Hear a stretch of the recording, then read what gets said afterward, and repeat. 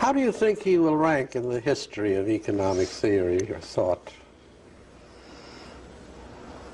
As a man with a great many ideas who knew very little economics, and that's literally true. So he knew nothing but Marshallian economics. He was completely unaware of what was going on elsewhere. He even knew very little about 19th century economic history. His interests were very largely guided by aesthetic appeal. And he hated the 19th century, and therefore knew very little about it. Even about its scientific literature. He was a really great expert on the Elizabethan age.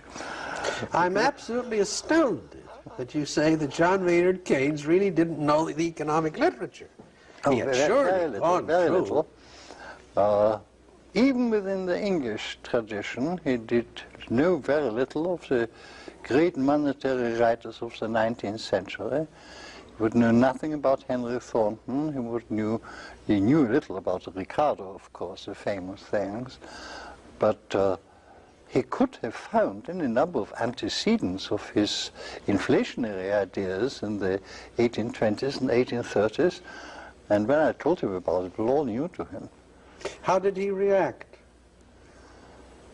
Was he sheepish? Oh, no, not in the least. He was much too self-assured and amused, convinced that what other people could have said about the subject was not frightfully important. When at the end, well, not in the end, there was a period just after he'd written the general theory where he was so convinced he'd redone the whole science that he was rather contemptuous of anything which had been done before. And did he maintain that confidence to the end? I can't say, because I said before, we'd almost stopped talking economics. A great many other subjects, general history of ideas and so on, we were interested. And, you know, I don't want you to get the impression that I underestimated him as a brain. He was one of the most intelligent and most original thinkers I have known. But economics was just a sideline for him. And he had an amazing memory. He was extraordinarily widely read. But economics was not really his main but his own economics was he was convinced he could recreate the subject. And he rather had contempt for most of the other economists. Does this tie in with your two kinds of minds? You wrote in Encounter some years ago, a piece that But curiously enough, I would say Keynes was rather my type of mind, not the other.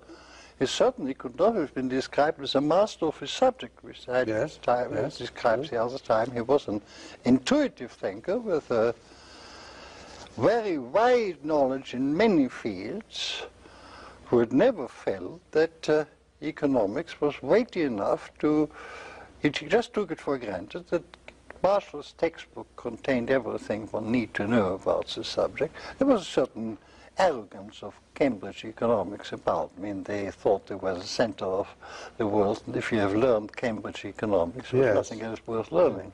I'm interested in your earlier comment about the fact that here is a man of immense intelligence, great imagination, wide learning and so on, and yet was not an economist. And I'm not clear whether you mean he didn't have the kind of mind that excels in economics, just as mathematics. Say you can find people who are brilliant, but who, given mathematics, are just hopeless. But do you mean he didn't have the kind of mind that makes for first-rate economists? Oh, he had. I mean, if he had given his whole mind to economics, he could have become a master of economics, of the existing body. But there were certain parts of economic theory which he had never been interested in. He had never thought about the theory of capital.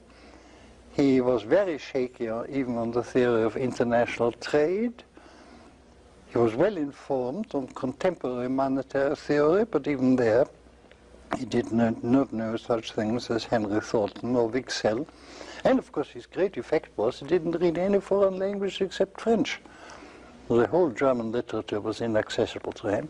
He did, curiously enough, review Mises' book on money, but later admitting that in German he could only understand what he knew already.